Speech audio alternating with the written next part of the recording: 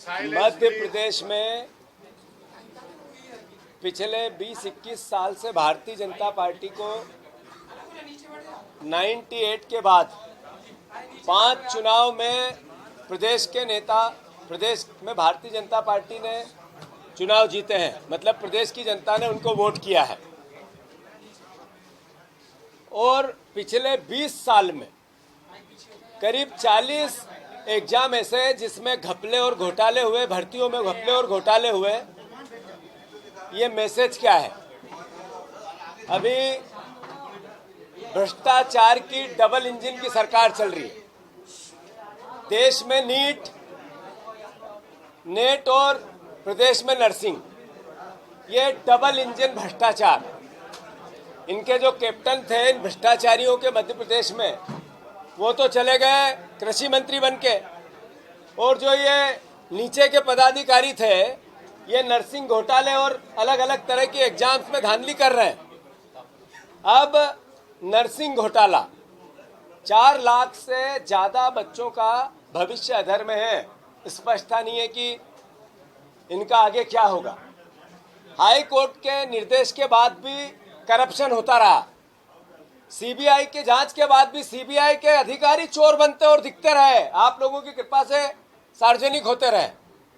उस समय जो नियम कायदे कानून बदले गए, जिस मिनिस्टर ने बदले, आखिर इतने बड़े करप्शन के बाद, इतने बच्चों के भविष्य के गर्त में भेजने के बाद उस मंत्री पर, विश्वास सारंग जी पर क्यों एफआईआर नहीं होनी चाहिए? क्यों जांच के घेरे में नहीं आने चाहिए? क्यों उस समय के जितने नर्सिंग के रजिस्ट्रार और जो संबंधित लोग थे, मुख्य लोग थे, जो गुप्ता, इनका विश्वास सारंग जी के स्टाफ में था, उसके फ़ोन की डिटेलिंग जांच क्यों नहीं होनी चाहिए? सवाल ये है। कांग्रेस पार्टी विपक्ष में है, अपना दायित्व निभा रही है। सदन में सारे हमारे विधायकों के साथ नेता प्रतिपक्ष जी ने साक्ष्य के साथ सारी बातें की, प्रमाण के साथ सारी बातें की, सब बातें तथ्य और तर्क के साथ रखी, कागज दिए, डोमेन में है।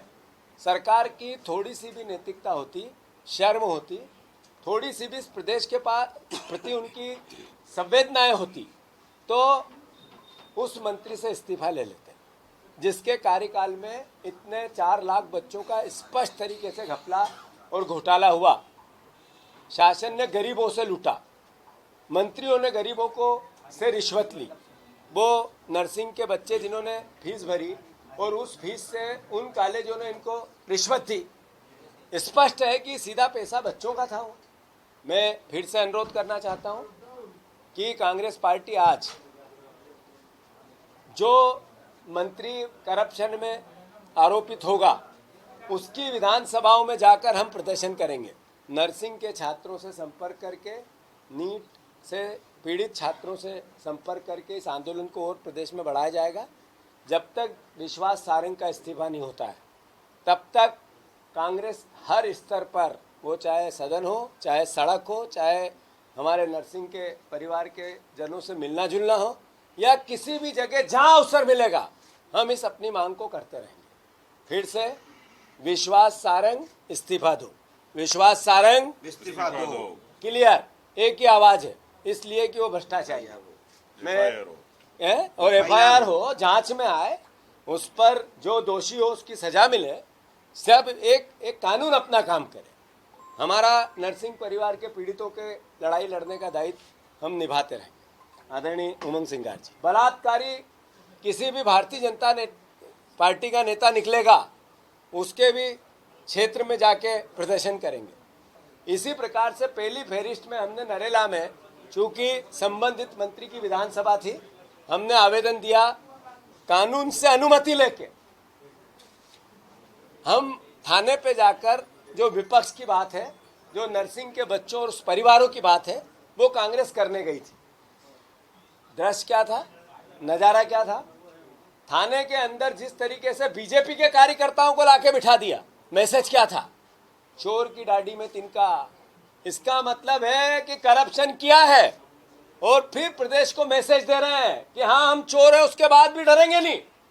हमने आपके बच्चों के भविष्य का गला घोंट दिया क्योंकि आपने हमें वोट दिया था, फिर भी हम डरेंगे नहीं। ये मैसेज था उसका।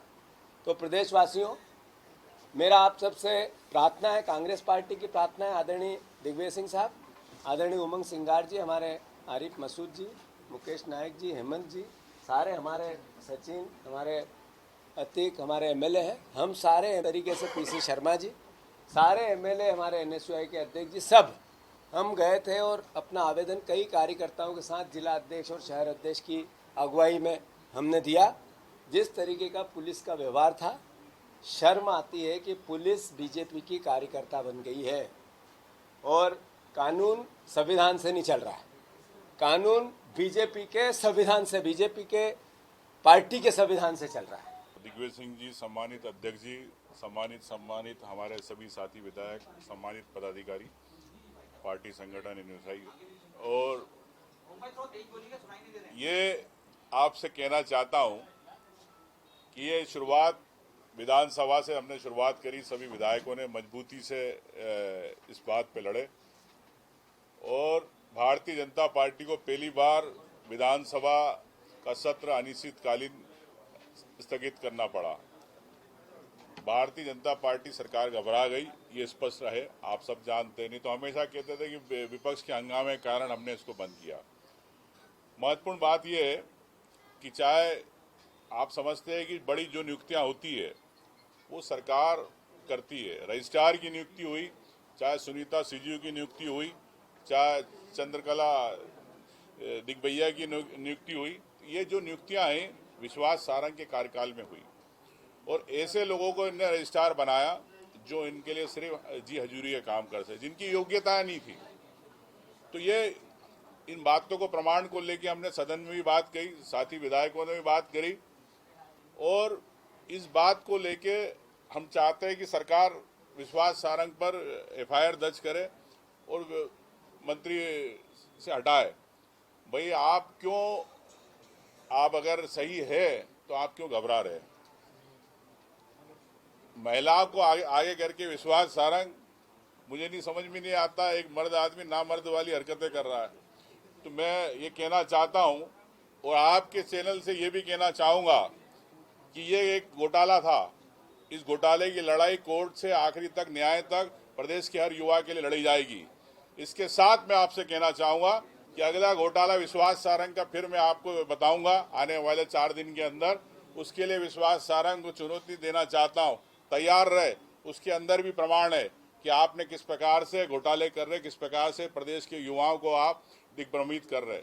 मैं यही कहना चाहता हूं कि कांग्रेस पार्टी हर युवा जिसके साथ प्रदेश में अगर नुकसान होगा, उसके भविष्य के साथ खिलवाड़ होगा, पूरी खड़ी है। हम यही कहना चाहते हैं कि न्याय मिले, उस युवा को न्याय मिले जिनकी गलती नहीं है कि फर्जी कॉलेज में एडमिशन लिया। उन्हें अगर पता होता फर्जी कॉलेज तो वो एडमिशन नहीं लेते। उस युवा के साथ उनके स्कॉलरशिप में आपने गड़बड़ की गई, उसके बारे में कोई नहीं है। आपने एक फैकल्टी को केरल से ला के 10 कॉलेज में दिखाया गया, उसके बारे में महेंद्र गुप्ता जी कहाँ गए, कहाँ अंडरग्राउंड हो गए, क्यों इन्होंने, इनके कंप्यूटर थे, कंप्यूटर में जनरेट होते थे। तो मैं आपसे ये कहना चाहता हूँ कि इस प्रकार की सब प्रमाणिक चीज़ें हैं और माननीय उच्चतम न्यायालय भी इसके अंदर, हाईकोर्ट भी संज्ञान ले रहा है, उनकी भी मॉनिटरिंग चल रही है। तो हम चाहेंगे कि इन जो तथ्य हमारे द्वारा दिए गए, विधायकों के द्वारा दिए गए, बच्चों के माध्यम से आए, उन तथ्यों को भी जोड़ा जाए इस जांच के अंदर। लेकिन सरकार, मोहन यादव सरकार, मुझे लगता है कि मोहन यादव जी विश्वास सारंग से शायद डर गए या विश्वास सारंग मोहन यादव पे भारी है। ये इससे लगता है कि भ्रष्टाचारी मंत्रियों को मोहन यादव सरकार बचा रही है। यही मैं कहना चाहता हूँ, लड़ाई निरंतर जारी रहेगी। अगर आप ये वीडियो YouTube पर देख रहे हैं तो हमारे चैनल को सब्सक्राइब करें और बेल आइकन को दबाना ना भूलें। अगर आप Facebook पर ये वीडियो देख रहे हैं तो हमारे पेज को लाइक करें।